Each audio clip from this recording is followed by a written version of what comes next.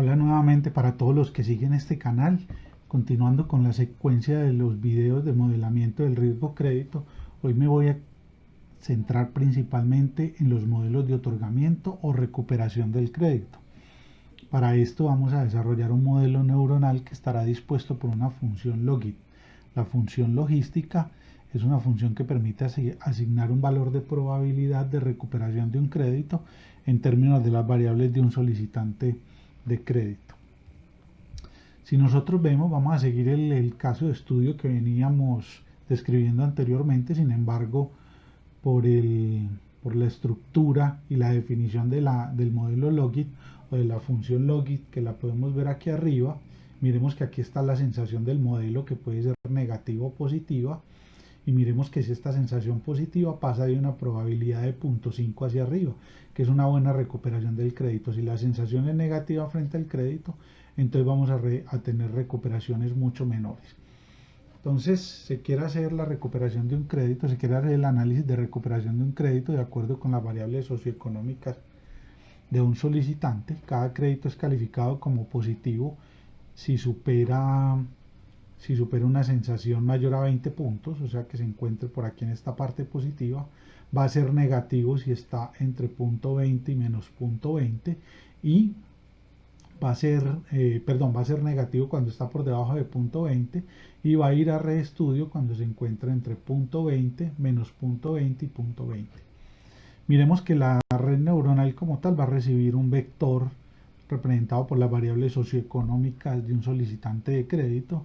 Vamos a tener una capa oculta o de baterías de regresión. Vamos a tener una serie de regresiones lineales, y esas regresiones lineales van a apuntar a una sensación que puede ser positiva o negativa. Esa sensación la vamos a procesar por la función logística, y esto nos va a dar una probabilidad de recuperación del crédito. Miremos que aquí tenemos el aprendizaje, la regla delta generalizada, la función logística generalizada y las dos reglas de aprendizaje. Frente al aprendizaje de este modelo, he adjuntado al pie de este video la demostración de cómo aprende este modelo teniendo en cuenta la función logística. Es importante, y una idea clara y una idea clave para este modelo es tratar de determinar cómo se distribuyen los puntajes asignados a los solicitantes de crédito, teniendo en cuenta como referencia una función logística que tiene una forma muy similar a la distribución acumulada. Esto me va a permitir a mí determinar directamente cuál es la probabilidad de recuperación o la posibilidad de recuperación de un crédito. Para la construcción de este modelo vamos a utilizar la base de datos que habíamos utilizado para el entrenamiento del modelo anterior. Para eso me voy a ir a la hoja de políticas. Este archivo va a estar disponible al pie de este correo para su descarga. Aquí en políticas podemos ver que hicimos una recalificación del crédito teniendo en cuenta la jerarquía y el efecto que tiene cada una de las variables sobre el score o el puntaje de crédito. Entonces, lo que vamos a hacer en este momento es que vamos a crear una nueva base de datos en donde vamos a llamar el modelo logit, log recalificado. Vamos a trabajar sobre esos valores. Entonces, tomo los datos que hay acá, simplemente voy a tomar los datos que son, solamente voy a tomar los datos que utilicé para la recalificación, o los datos que poseían puntaje al inicio de todo el desarrollo de este modelo. Voy a colocar esto en negrilla. Voy a centrar estos datos.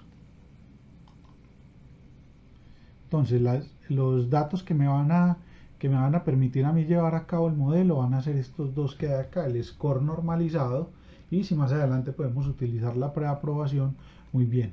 Esta preaprobación la voy a eliminar de aquí porque este modelo va a tener vida propia, entonces va a poder explicar estos scores en términos de una distribución acumulada dependiente de una función logística.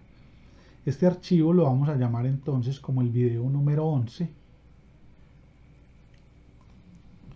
correspondiente al video número 11. Entonces aquí lo primero que vamos a hacer es que nos vamos a ir a la plataforma R y vamos a llamar los datos de los que disponemos para la construcción del modelo. Ya en la plataforma de R, lo primero que vamos a hacer es buscar el archivo con el que venimos trabajando. Ese archivo, si le damos Home, miremos que es el primero que aparece acá, y le voy a dar Import Dataset. Entonces, estos van a ser los datos,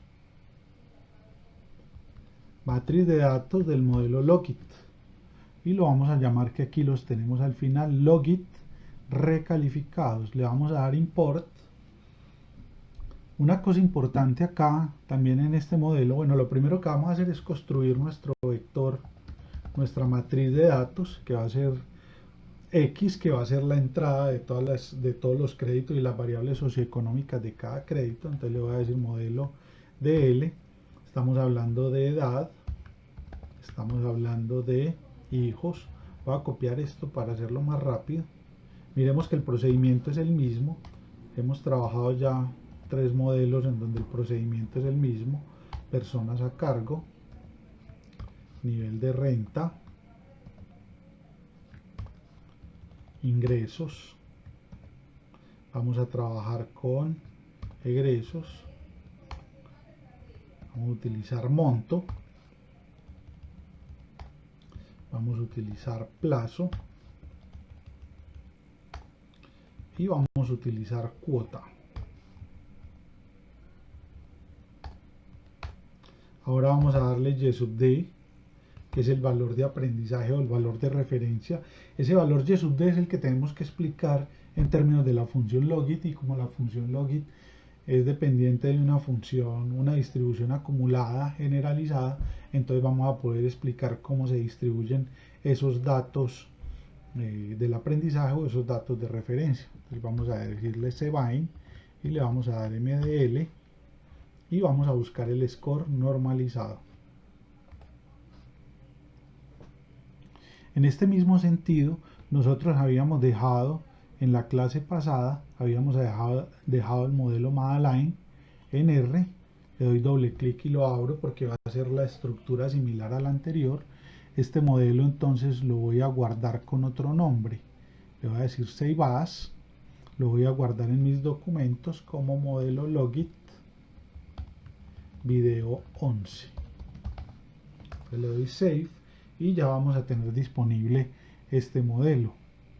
Entonces vamos a utilizar toda la estructura del modelo anterior. Lo único que va a cambiar van a ser las reglas de aprendizaje. Más abajo en esta parte vamos a mirar qué es lo que cambia del modelo.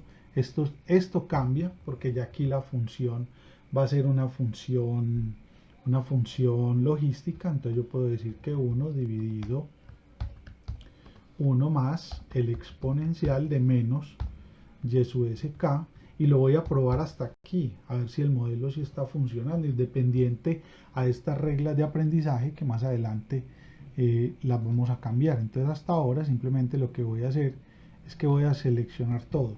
Bueno, aquí hubo un cambio fundamental que de pronto no lo vimos reflejado en el video anterior, es que vamos a utilizar 216 datos.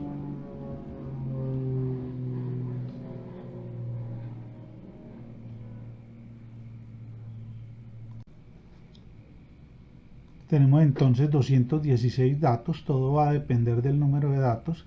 Aquí en este ciclo repetitivo vamos a colocar número de datos. Vamos a revisar entonces el h, luego del h multiplico a y sub s. Aquí es importante colocar el exponencial de menos y sub s. Ya tengo el valor dado. No está sino la actualización de los pesos C, que ya vamos a mirar. Nos faltarían los pesos W y aquí ya tenemos la correlación entre los dos datos. Es importante entonces acá voy a hacer la gráfica de esos dos datos para que al final podamos visualizar cuál fue el comportamiento del modelo frente a la predicción de los datos. Entonces le doy lines, le doy y sub d, le voy a dar un color, le voy a dar lines, le voy a dar y sub r, también que me lo grafique con el número, con esta misma cantidad de datos y con un color green. Y voy a mirar si el modelo corre hasta acá. Voy a seleccionar nuevamente, corro el modelo, miremos que no vamos a tener ningún problema. Aquí tenemos entonces ya cómo se parece los datos al modelo, miremos que logramos un 93%. Y si me devuelvo, entonces puedo ver el comportamiento del error también. Miremos que cayó muy rápidamente, lo que es muy bueno para el aprendizaje del modelo. Miremos que acá no hemos incorporado ni las fórmulas de aprendizaje del modelo para W, ni hemos tampoco incorporado la fórmula de aprendizaje utilizando la derivada de la función de activación, como lo podemos ver en la presentación de PowerPoint. Miremos acá que nos faltaría colocar esta función y ya se la vamos a adicionar entonces a los modelos, igualmente W. Entonces esto sería igual por ahora, sería igual al exponencial, abro y cierro, de menos y sub s k, dividido, abro y cierro y elevo al cuadrado, de 1 más el exponencial, abro y cierro, de menos y sub s de k, y ya tengo estos datos. Vamos a mirar si esa función sí nos quedó bien. Revisamos todo y le damos a ejecutar. Miremos que el modelo no nos ha mostrado ningún error. Miremos que bajó un poco, pues porque esa función tiende a atenuar los datos, pero es una muy buena correlación. Podemos ver aquí la correlación entre los datos. Y miro el comportamiento del error, mire que cayó más suavemente. Ahorita miramos cómo hacemos para que el error caiga más rápidamente. Lo que nos queda faltando son los W. Entonces los W voy a colocarle, ya lo teníamos anteriormente.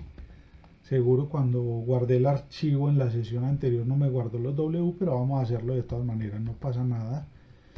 W es igual a ns, ne más el alfa, que es el factor de sobrerelajación, el error, que es k, esto va a ser número de datos, número de salidas. Empezamos la multiplicación de las matrices. Recordemos que aquí tenemos C sub J, C, que es ns, no. La derivada de la función de activación es un número. Por ahora no tenemos problema con eso. Esto va a ser número de datos, número de entradas, por esta función de acá. Entonces lo más importante es que nos casen o guardemos la estabilidad dimensional con las matrices. Miremos que aquí el producto, mire que copié toda la función anterior, mire que aquí es un producto directo. Entonces, ¿qué va a pasar aquí? Voy a encerrar todo este producto entre matrices para tratar de mirar cómo podemos encontrar estos valores de ns, ne que me sugiere W.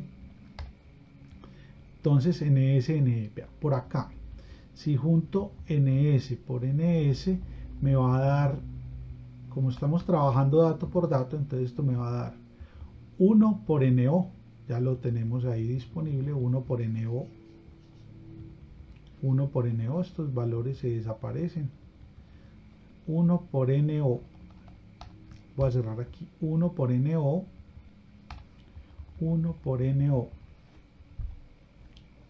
1 por no. Entonces aquí tenemos 1 por ne.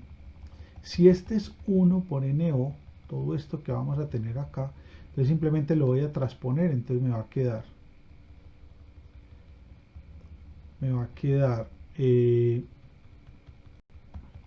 voy a volverlo a colocar nuevamente para por si las dudas. Este es ns, este es ns, no. Miremos entonces que w no es ns, no, sino no,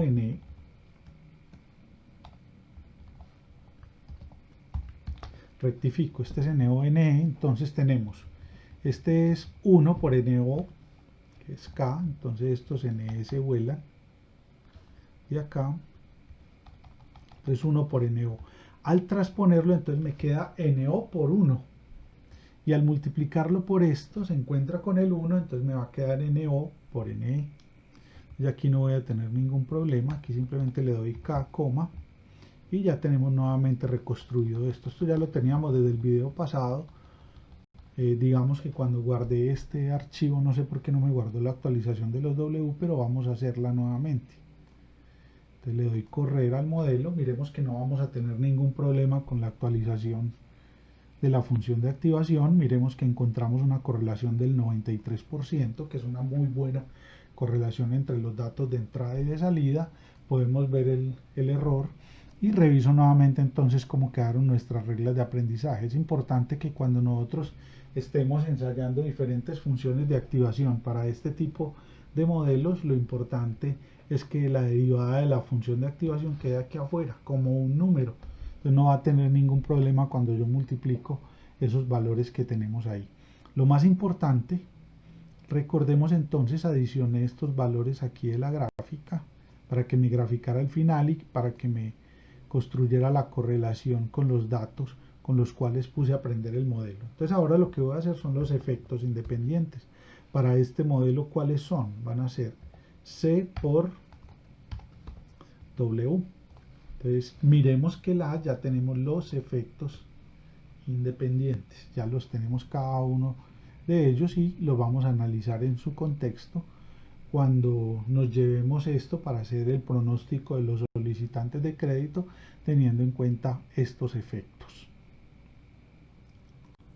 De la plataforma R nos vamos a traer los efectos independientes. Le voy a dar copy y me voy a ir para el archivo de Excel. Entonces inserto dos filas, coloco los efectos independientes asociados a cada variable. Vamos a revisar estos efectos independientes porque son efectos para cada una de las variables o cuál es el efecto que tiene las variables sobre el otorgamiento de crédito. Este es a 8 y este que tenemos acá es a 9. Entonces lo coloco en negrilla. Miremos una cosa para este modelo que no pasa nada. Colocar esto sin relleno para que nos veamos los cuadritos. Miremos que el primer dato que le da lo puso negativo, o sea que aquí el modelo ya de otorgamiento tiene configurada la edad como negativa. Sin embargo, las personas a cargo son negativas. Los hijos, personas a cargo negativas, nivel de renta positivo, nivel de ingresos positivo, egresos negativo, monto negativo, plazo positivo, muy bien, y cuota negativo. Entonces una mayor cuota, entonces un valor negativo. Entonces lo más importante acá, cuando nosotros utilizamos una función logística, lo más importante que tenemos acá es saber el coeficiente de correlación, el coeficiente de asimetría. Esto nos va a decir a nosotros claramente cómo se distribuyen los puntajes. Y esto nos va a dar una idea más o menos de las características que tiene la función logística. Entonces si le doy esto, miremos que me da un valor negativo, o sea que los valores tienden a ser scores mucho mayores o tienden a ser valores aprobados. Entonces es importante colocar aquí este coeficiente de correlación. Coeficiente de correlación. Perdón, de asimetría. Colocámoslo con términos un poquitico más. Coeficiente de asimetría. Entonces tienden a ser valores mucho más altos. Esto lo voy a colocar aquí arriba para que tengamos ese valor como referencia. Es importante acá cuando calculemos el score. Bueno, lo otro que vamos a hacer es que nos vamos a traer los datos que no tenían puntaje y los vamos a evaluar aquí exactamente debajo de estos.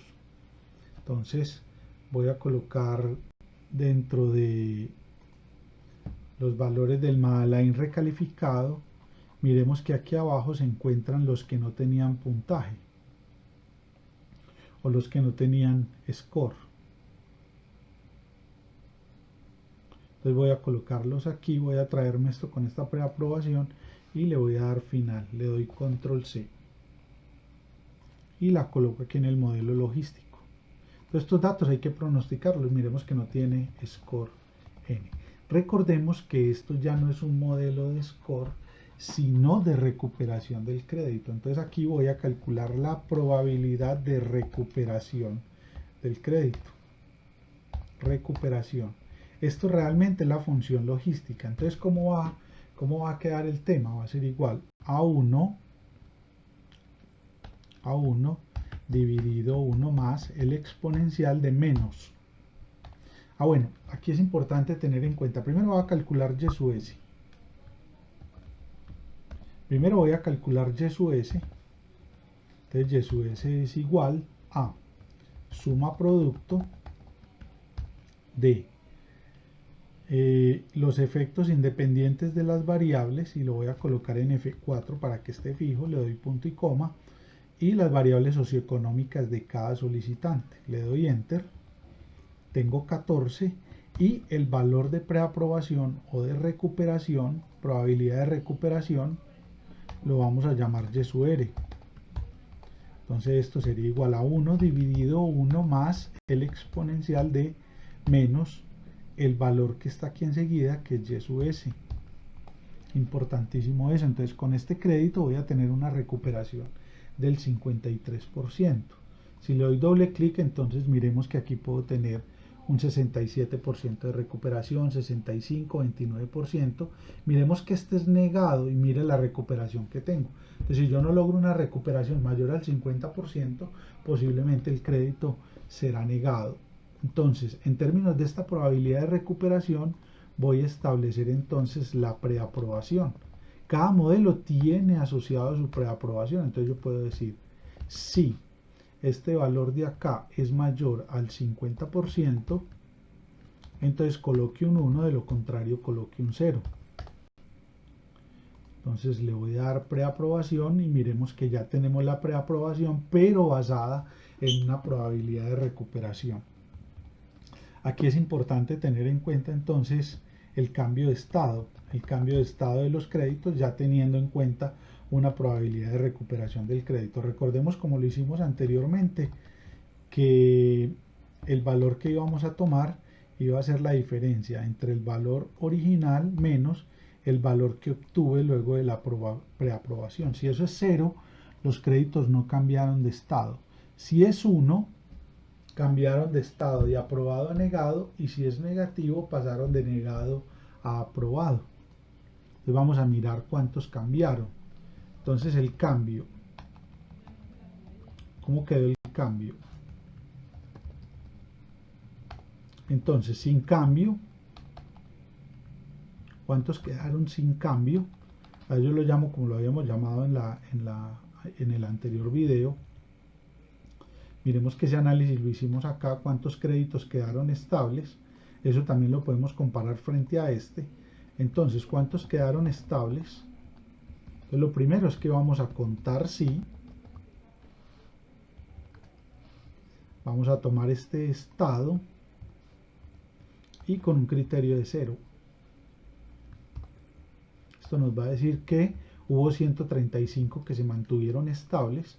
¿Cuántos cambiaron de aprobados a negados? Entonces estos son los positivos.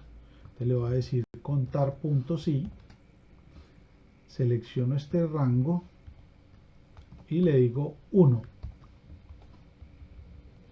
Entonces pasaron de aprobados a negados 52 y de negados a aprobados. Entonces le digo contar puntos y voy a tomar el rango, que es este estado que hay acá, y le coloco -1. Entonces miremos cuánto nos dio esto porcentualmente. Si yo sumo los créditos, yo le doy la suma de los créditos. La suma de los créditos son 214. Recordemos que quitamos 2 que eran malos, que eran 216. Voy a mirar aquí si de pronto nos faltó evaluar uno más. Yo ya llamé 216, ya tendríamos que mirar hasta dónde llegó la fórmula. Ahí yo toco esta fórmula, voy a mirar si llegó hasta el final. Si llegó hasta el final, hay que mirar de pronto entre un dato y otro, qué datos se pudieron haber perdido. Aquí me da 214, pero no pasa nada. Entonces esto va a ser igual a 135 dividido porcentualmente, eso no va a tener ningún efecto. Entonces le doy enter, 63% se mantuvieron estables. Miremos que cuando hice el modelo Madeline había un 57%, 63%, y así sucesivamente lo hice. Entonces miremos que aquí aumentaron, o sea que este modelo tiene una tendencia, o el otorgamiento de crédito se hizo efectivamente con una función logística porque tuve un porcentaje mucho mayor. Vamos a hacer entonces el pronóstico de los datos que tenemos sin recuperación del crédito. Lo voy a colocar aquí abajo.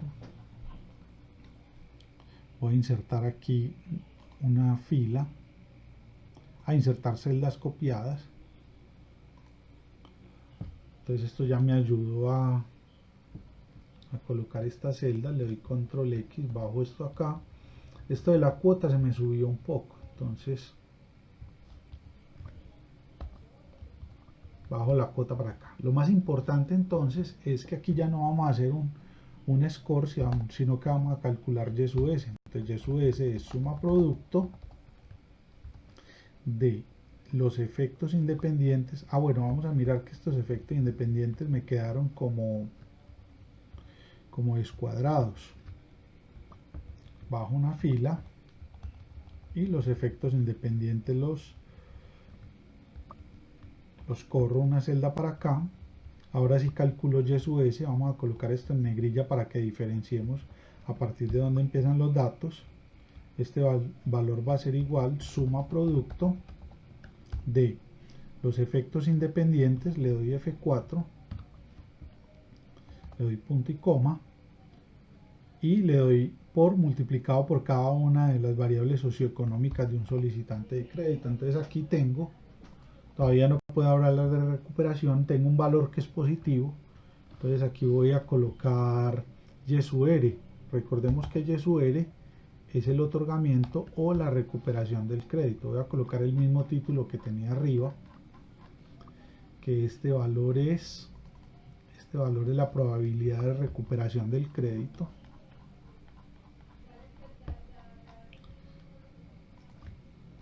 Entonces esto va a ser igual, esta probabilidad de recuperación la puedo colocar exactamente aquí también, pues como para que queden alineados los datos. Lo mismo que el Y sub S también lo puedo colocar aquí a este lado. Entonces puedo decir que esto es igual a 1 dividido 1 más el exponencial de menos el número que está aquí al lado, y le doy enter. Esto lo puedo arrastrar para los demás datos. La única información que tengo de estos datos, recordemos, como lo mencionamos anteriormente, solamente es el valor de preaprobación. Eso sí lo tienen reportado. Entonces a mí esa preaprobación me va a servir para validar el modelo o para hacer algunos ajustes. Entonces recordemos que la preaprobación, yo puedo decir si este valor supera el punto 5, una probabilidad de recuperación mayor al 50%, coloco un 1, de lo contrario coloco un 0. Es aquí importante, le voy a dar F4 a esto, le voy a dar F4, entonces me va a mostrar la preaprobación del crédito. Voy a colocarlo acá. Miremos que aquí hay muchos créditos que son hay negados y pasaron a preaprobados. Casi todos están aprobados. Vamos a mirar si tenemos algún error con el otorgamiento de estos créditos. Vamos a mirar la función como nos quedó. La función es 1 sobre el exponencial y el Y sub S me va a quedar como estos valores. Entonces, ¿qué pasó con el pronóstico de este modelo? Entonces vamos a evaluarlo. Vamos a evaluar los estados. Voy a tomar el estado del crédito, cuántos cambiaron y cuántos pasaron aprobados. Entonces el cambio aquí sería, tomamos todos los preaprobados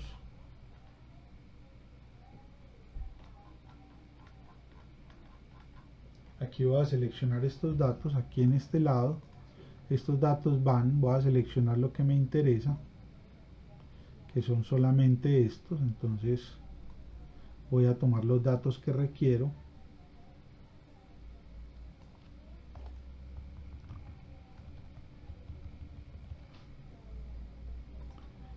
Entonces la preaprobación, ahora vamos a mirar, voy a tirar esto para este lado, vamos a mirar el estado como quedaron.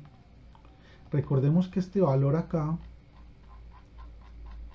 esta columna me va a indicar el estado, o sea, si cambiaron de aprobados a negados o de negados a aprobados. Lo voy a colocar aquí a este lado, le doy control B y el estado va a ser este menos este de acá.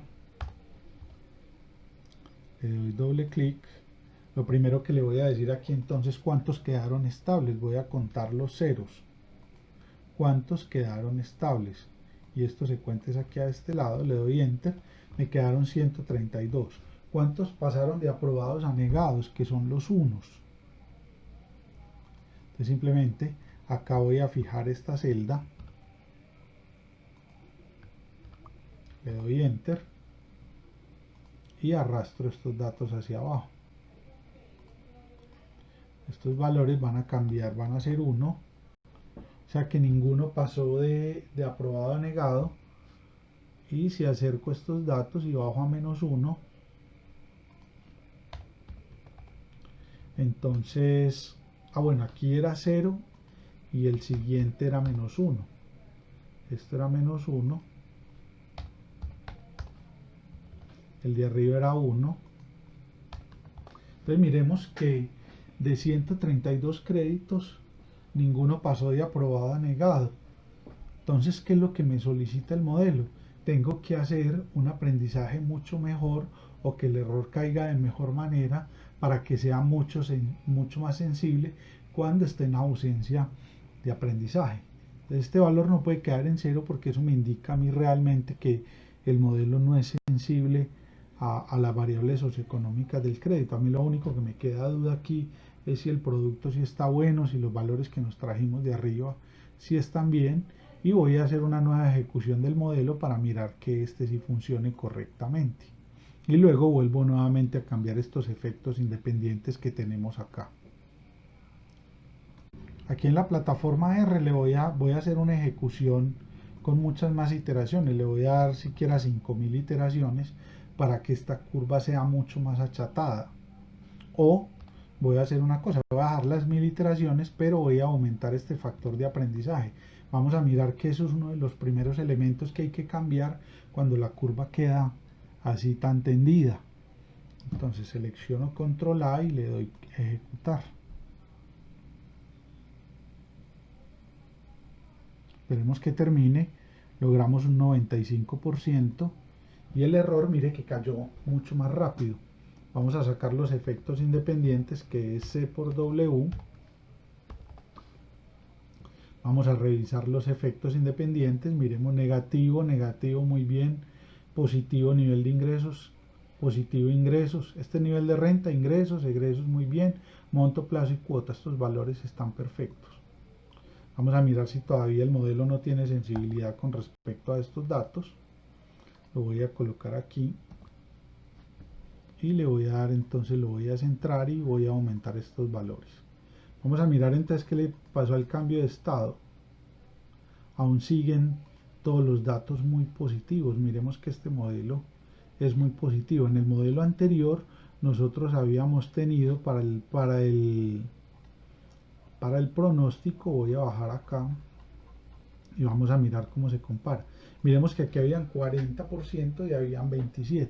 Este modelo, el problema que tiene es que tiende mucho a redondear los datos. Miremos que a pesar de que arriba sí dio valores muy buenos, abajo está teniendo problemas. Miremos que, bueno, aquí puede haber un error. Miremos, aquí hay un error garrafal. Miremos que hay uno de punto 23.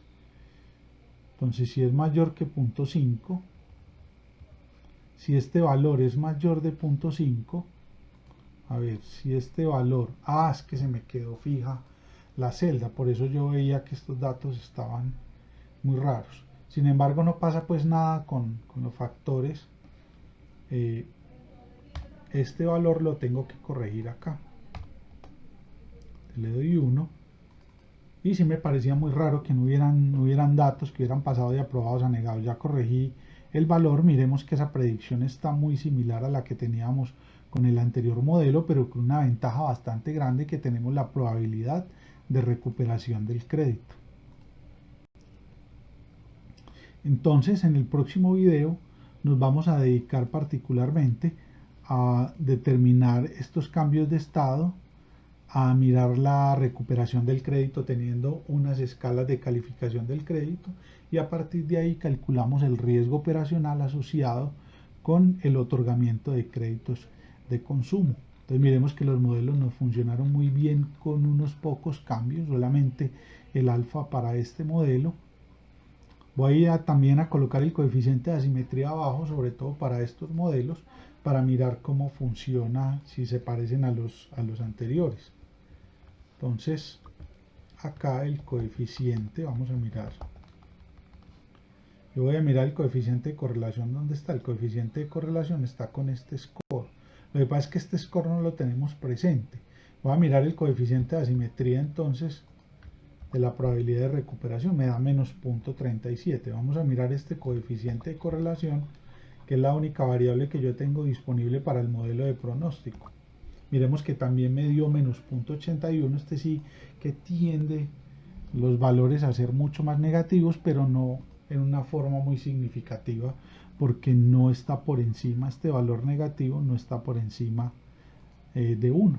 Entonces, sí, es levemente de cola pesada, pero no es lo suficientemente significativo como para decir que esas dos distribuciones, el modelo no hizo una buena predicción de los datos que no tenían score. Entonces en el próximo video me centraré principalmente en el análisis de sensibilidad del modelo propuesto, teniendo en cuenta cambio del monto, y nos vamos a centrar en esta probabilidad de recuperación del crédito y cómo se califica un crédito de estos para que lleguemos a la estimación del riesgo operacional. Muchas gracias nuevamente por atender este video y hasta un próximo video.